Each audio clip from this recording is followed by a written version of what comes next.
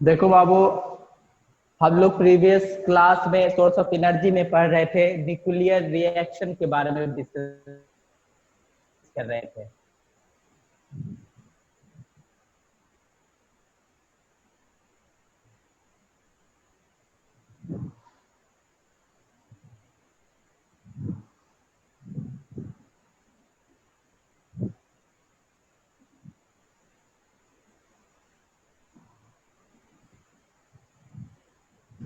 Nuclear reaction के बारे में हम लोग कल बता रहे थे कि न्यूक्लियर रिएक्शन किसको कहते हैं। Those reaction in which nucleus of atom are participated, यानी वैसा केमिकल रिएक्शन जिसमें किसी भी एटम का न्यूक्लियस पार्टिसिपेट करता होगा तो उसी को क्या कहा जाता है, न्यूक्लियर रिएक्शन कहा जाता है। जैसा कि हम डिफिनेशन भी लिखे थे इसके बारे में कि न्यूक्लियर रिएक्शन किसको कहते हैं, वैसा रिएक्शन जिसमें किसी भी एटम के न्यूक्लियस आपस में पार्टिसिपेट करते हैं, वो जो रिएक्शन होता है तो इसको क्या कहा जाता है, न्यूक्लियर रिएक्शन कहा जाता है। न्यूक्लियर रिएक्शन से होने की वजह से उसमें से कुछ एनर्जी निकलता है, उस एनर्जी का नाम है न्यूक्लियर एनर्जी। इसका नाम क्या है, इसके रिएक्शन की वजह से क्या निकलता है, एक एनर्जी निकलता है जिसको न्यूक्लियर एनर्जी कहते हैं, न्यूक्लियर एनर्जी। न्यूक्लियर एनर्जी किसको कहते हैं, तो जब जब न्यूक्लियर रिएक्शन के दौरान जो एनर्जी रिलीज होती है उसी को क्या कहते हैं, न्यूक्लियर एनर्जी कहते हैं। उसके बाद कल हम लोग डिस्कस किए थे, सिर्फ नाम के बारे में डिस्कस किए थे कि न्यूक्लियर रिएक्शन दो तरह का होता है। न्यूक्लियर रिएक्शन दो तरह का होता है, एक होता है nuclear fusion, nuclear fusion fusion, और दूसरा होता है न्यूक्लियर रिएक्शन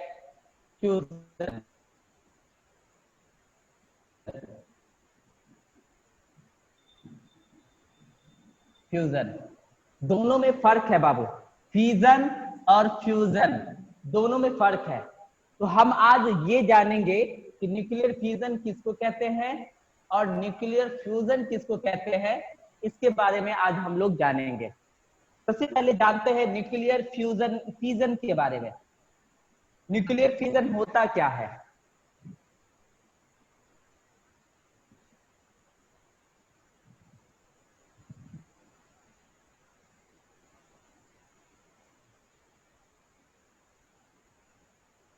न्यूक्लियर फ्यूजन होता क्या है, इसके बारे में हम जानेंगे।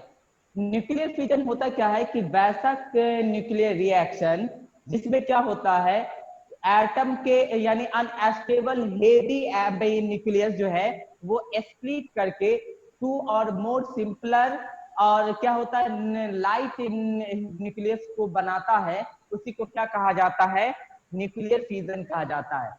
क्या बोलेंगे कि वैसा केमिकल वैसा न्यूक्लियर रिएक्शन जिसमें हेवी अनस्टेबल न्यूक्लियस टूट करके दो छोटे लाइट वेट का लाइट न्यूक्लियर अगर बनाता है या उससे ज्यादा न्यूक्लियर बनाता है, न्यूक्लियस बनाता है, तो उसको क्या कहा जाता है, न्यूक्लियर फ्यूजन कहा जाता है।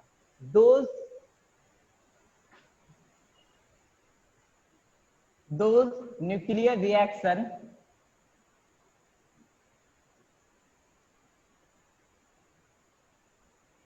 रिएक्शन इन विच जिसमें the heavy unstable nucleus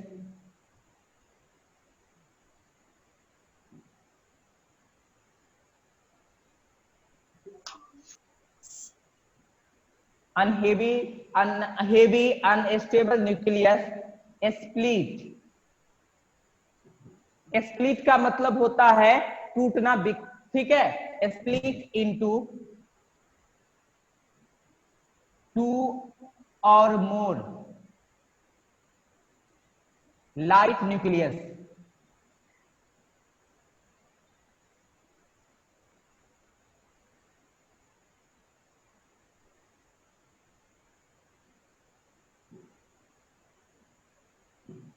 nucleus बनाता है तो उसको क्या कहा जाता है, न्यूक्लियर फ्यूजन कहा जाता है। यानी दोज न्यूक्लियर रिएक्शन, यानी वैसा न्यूक्लियर रिएक्शन इन विच, जिसमें द हेवी अनस्टेबल न्यूक्लियस, यानी heavy unstable nucleus split into, यानी टूटता है, टू और मोर लाइटर न्यूक्लियस, यानी छोटा हल्का लाइटर, दो या दो से अधिक लाइटर न्यूक्लियस बनाता है, में टूटता है, तो उसी को क्या कहा जाता है, न्यूक्लियर फ्यूजन कहा जाता है। अभी हम बता रहे हैं जैसे यूरेनियम, इसको कहा जाता है यूरेनियम। यूरेनियम पर हम क्या करते हैं, थर्मल न्यूट्रॉन से क्या करते हैं, थर्मल न्यूट्रॉन से बम्बार्डमेंट करते हैं। यूरेनियम पर क्या करते हैं, ये यूरेनियम है 238,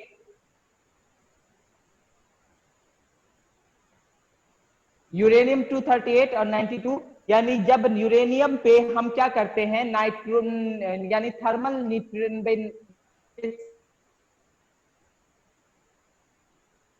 न्यूट्रॉन से बम में बेरियम प्लस क्रिप्टन में टूटता है, किसमें टूटता है, बेरियम प्लस क्रिप्टन में टूटता है, और प्लस 3 न्यूट्रॉन और निकलता है, इसमें से क्या निकलता है, 3 न्यूट्रॉन आर निकलता है, और प्लस इसमें से कितना क्या निकलता है, एनर्जी निकलता है। क्या निकलता है, एनर्जी निकलता है। कितना एनर्जी निकलता है मालूम है, 220 मेगा वोल्ट। यानी यूरेनियम को एक बार तोड़ने से बेरियम और क्रिप्टन बना और 3 न्यूट्रॉन निकला, और ये 3 न्यूट्रॉन क्या किया, एनर्जी इतना कितना जल निकाला, 220 मेगा वोल्ट एनर्जी रिलीज किया। ठीक है, और ये 1 मेगा वोल्ट इक्वल टू होता है 1 MeV इक्वल टू होता है 1.6 into 10 to the power 8 joule. अब इतना इसको इससे मल्टीप्लाई कर देंगे तो कितना होगा, वो आप समझ लीजिए कि कितना भाई एनर्जी रिलीज किया। तो यानी इसका मतलब ये हुआ कि न्यूक्लियर रिएक्शन में और न्यूक्लियर में जो न्यूक्लियर फिजन होता है, उसमें फिजन के दौरान बहुत अधिक अमाउंट में एनर्जी रिलीज होता है, इसीलिए कम जलाते हैं और ज्यादा से ज्यादा एनर्जी ऑब्टेन होता है और उसका इस्तेमाल हम लोग करते हैं। तो ये क्या हुआ कि ये न्यूक्लियर फ्यूजन का ये एक एग्जांपल हुआ कि जब हम क्या करते हैं, यूरेनियम 235 पे बम्बार्डमेंट करते हैं थर्मल क्या है, न्यूट्रॉन का। अब पूछा जाएगा कि थर्मल न्यूट्रॉन क्या है, थर्मल न्यूट्रॉन क्या है, थर्मल न्यूट्रॉन, थर्मल न्यूट्रॉन क्या है बाबू, low energy neutron is called thermal neutron, यानी वैसा न्यूट्रॉन जिसका क्या होता है, एनर्जी बहुत कम होता है या कम होता है, तो उसको क्या कहा जाता है, थर्मल न्यूट्रॉन कहा जाता है। दोज न्यूट्रॉन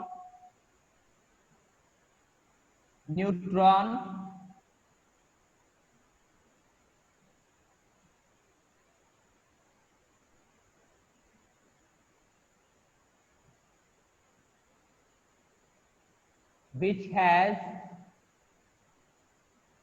low energy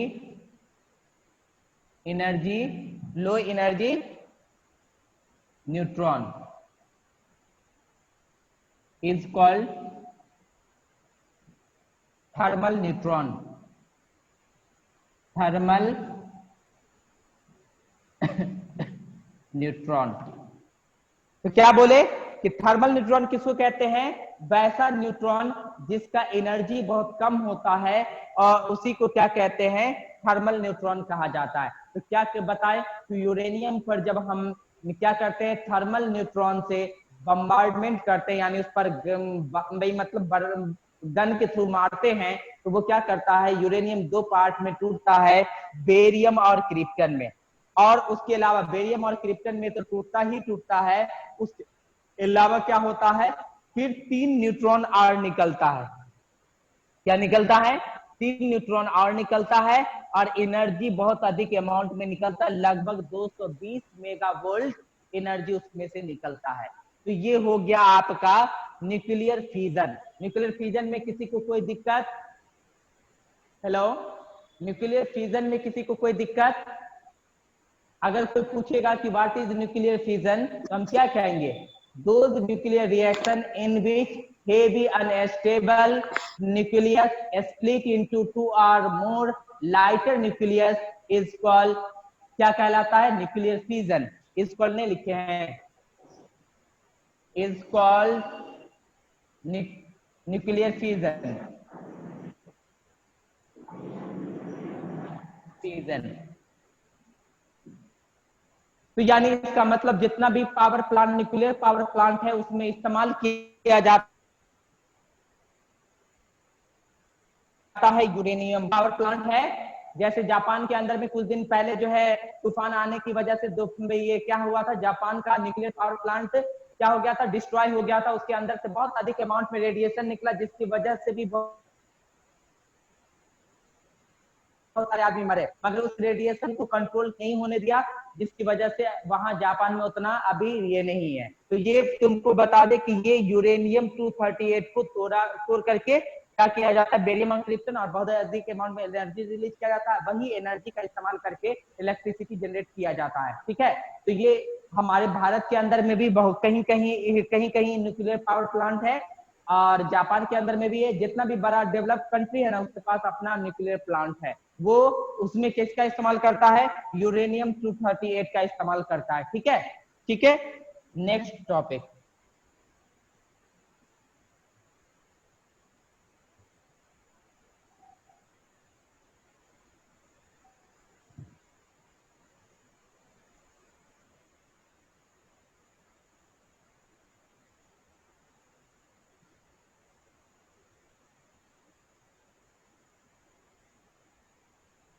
हाँ बाबू देखो, जब यूरेनियम पर थर्मल न्यूट्रॉन से बम्बार्डमेंट किया जाता है तो ये क्या होता है? बेरियम और क्रिप्टन में टूटता है, और इसके अंदर से क्या निकलता है? 3 न्यूट्रॉन निकलता है। ये जो निकलता है, ये 3 न्यूट्रॉन फिर क्या करता है? अगले कोई भी न्यूक्लियस यानी न्यूट्रॉन, यूरेनियम के न्यूट्रॉन को फिर तोड़ता है, फिर उसमें से न्यूट्रॉन निकलता है। ये रिएक्शन जो होता है वो चेन रिएक्शन होता है। देखिए यहाँ जैसे ये यूरेनियम है, ये क्या है आपका? यूरेनियम है, और इस पे हम बम्बार्डमेंट किए न्यूट्रॉन से, थर्मल न्यूट्रॉन से बम्बार्डमेंट किए इस पर, तो ये क्या हो गया? टूटा। इससे 3 न्यूट्रॉन निकला। क्या निकला? 3 न्यूट्रॉन निकला। एक न्यूट्रॉन यहाँ, एक न्यूट्रॉन यहाँ, एक न्यूट्रॉन यहाँ। ये क्या किया? फिर बम्बार्डमेंट किया, फिर न्यूट्रॉन यूरेनियम पे, ये बम्बार्डमेंट किया, फिर यूरेनियम पे, ये बम्बार्डमेंट किया, फिर यूरेनियम पे। इससे फिर 3 निकला, 3 न्यूट्रॉन निकला। इससे फिर 3 न्यूट्रॉन निकला, फिर इससे 3 न्यूट्रॉन निकला। फिर ये यूरेनियम पर बम्बार्डमेंट करेगा, ये न्यूट्रॉन, ये न्यूट्रॉन, ये न्यूट्रॉन, तो फिर इससे 3 और निकलेगा। तो ये जो रिएक्शन होता है चेन रिएक्शन होता है, यानी एक बार अगर हो गया तो वो कंटिन्यू चलता जाएगा। तो अब ये चलता जाएगा कंटिन्यू बाबू, तो हो सकता है हमारे न्यूक्लियर पावर प्लांट में कोई प्रॉब्लम क्रिएट हो। तो इसको बैलेंस करने के लिए, इसको कंट्रोल करने के लिए, इस चेन रिएक्शन को कंट्रोल करने के लिए बेरियम का एक रॉड आता है। बेरियम का क्या आता है? एक रॉड आता है, उसको उसमें डाला जाता है, जिसकी वजह से रिएक्शन कंट्रोल में हो जाता, नहीं तो वो चलता ही जाएगा। तो वही बता रहे हैं कि अगर न्यूक्लियर पावर प्लांट में यूरेनियम एक बार अगर टूटना शुरू हुआ तो वो टूटता ही जाएगा, टूटता ही जाएगा, जब तक कि उसमें बेरियम नहीं डालेंगे। बेरियम का रॉड डाला जाता है उसको कंट्रोल करने के लिए। तो ये चीज हम कह रहे हैं, ये चैन रिएक्शन होता है। ठीक है, तो चैन रिएक्शन किसको कहते हैं? तो चैन रिएक्शन के बारे में अगर कोई पूछेगा कि चैन रिएक्शन किसको कहते हैं, तो चैन रिएक्शन वैसा रिएक्शन होता है जिसमें क्या होता है, जब हम बम्बार्डमेंट करते हैं यूरेनियम पे तो वो क्या करता है? 3 न्यूट्रॉन निकालता है, और वो अगला 3 न्यूट्रॉन जो है फिर अगले 3 क्या करता है? यूरेनियम को बम्बार्डमेंट करता है, फिर उससे 3 न्यूट्रॉन निकलता है, फिर अगला यूरेनियम को वो क्या करता है? तोड़ता है। इस तरह से वो चेन बनता जाता है। अब हम लोग डिस्कस करने जा रहे हैं बाबू न्यूक्लियर फ्यूजन के बारे में। न्यूक्लियर फ्यूजन, न्यूक्लियर फ्यूजन क्या है बाबू? न्यूक्लियर फिजन तो समझ में आया, कि एक अनस्टेबल हेवी न्यूक्लियस टूट करके दो या दो से अधिक लाइटर न्यूक्लियस में टूट जाता है, तो उसी को क्या कहा जाता है? न्यूक्लियर फ्यूजन कहते हैं। न्यूक्लियर फ्यूजन किसको कहते हैं? जस्ट इसका अपोजिट, दोज न्यूक्लियर रिएक्शन, यानी वैसा न्यूक्लियर रिएक्शन जिसमें क्या होता है, two lighter nucleus combine and then form a heavy nucleus, यानी दो लाइटर न्यूक्लियस जुड़ करके या सिंपलर न्यूक्लियस जुड़ करके एक हेवी न्यूक्लियस का निर्माण करता है, यानी प्रोड्यूस करता है। तो उस तरह के रिएक्शन को कौन सा रिएक्शन कहा जाता है? न्यूक्लियर फ्यूजन कहा जाता है। Those nuclear reaction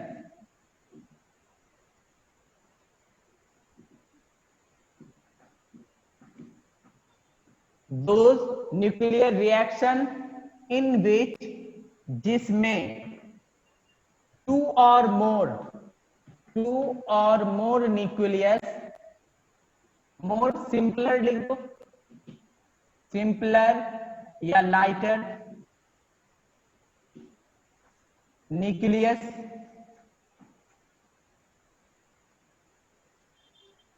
combine and form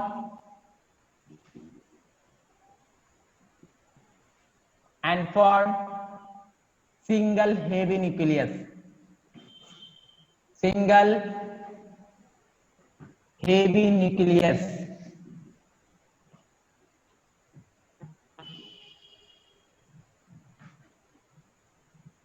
is called nuclear fusion।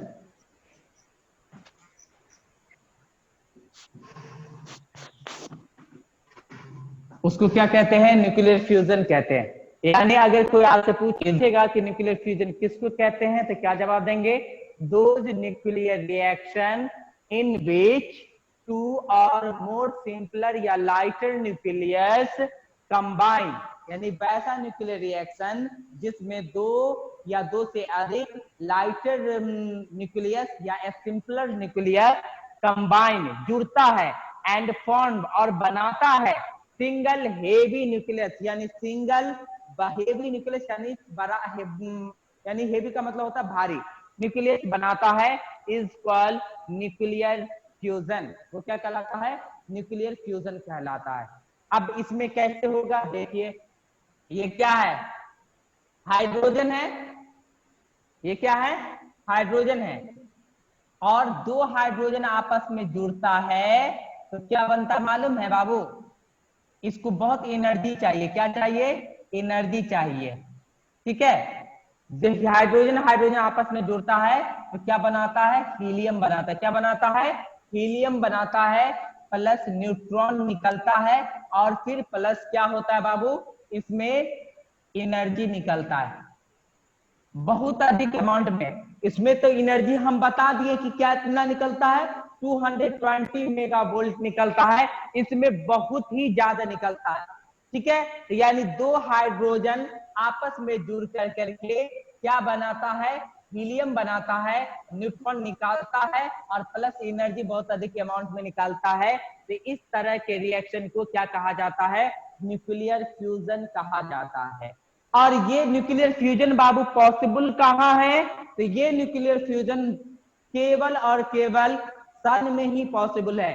सन ही एक ऐसा क्या है? सोर्स है जहां वेरी लार्ज अमाउंट में उसको एनर्जी मिल सकता है, और कहीं किसी सोर्स से उसको एनर्जी नहीं मिल सकता है। आपको मालूम भी होगा, जनरली भी आप जानते होगा, सूरज के इतना एनर्जी, सूरज से जिसके इतना एनर्जी आप लोग किसी चीज से ऑब्टेन नहीं कर सकते। सूरज के पास बहुत एनर्जी है, तो इसके पास इतना ज्यादा एनर्जी है कि वो क्या करता है? हाइड्रोजन एटम को जोड़ कर आता है, और हीलियम बहुत अधिक अमाउंट में एनर्जी निकलता है।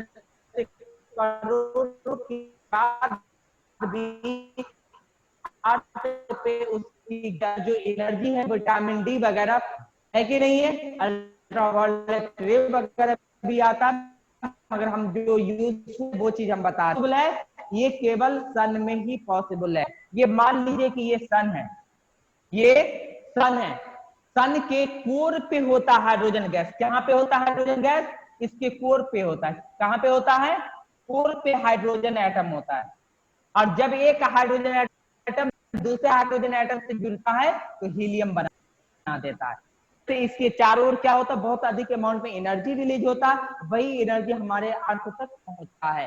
तो आज हम लोगों ने क्या फ्यूजन के बारे में डिस्कस किए, के बारे में डिस्कस किए न्यूक्लियर एनर्जी के बारे में उससे पहले डिस्कस किए, और उससे पहले हम लोग क्या डिस्कस किए? न्यूक्लियर रिएक्शन के बारे में डिस्कस किए। ठीक है, तो हम लोग जो न्यूक्लियर फिजन के बारे में क्वेश्चन, और न्यूक्लियर फिजन, न्यूक्लियर फ्यूजन, ये दोनों से एक क्वेश्चन आपको आएगा ही आएगा बोर्ड में।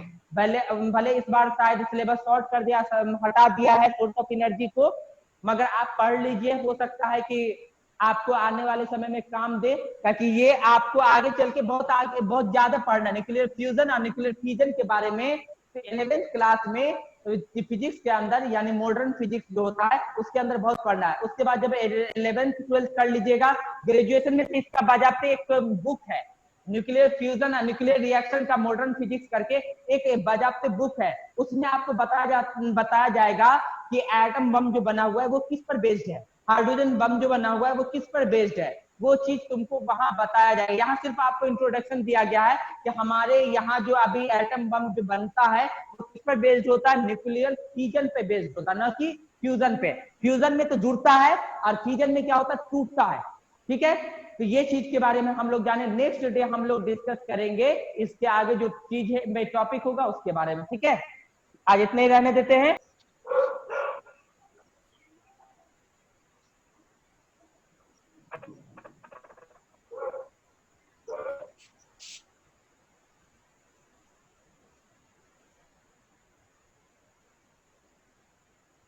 Okay, bye.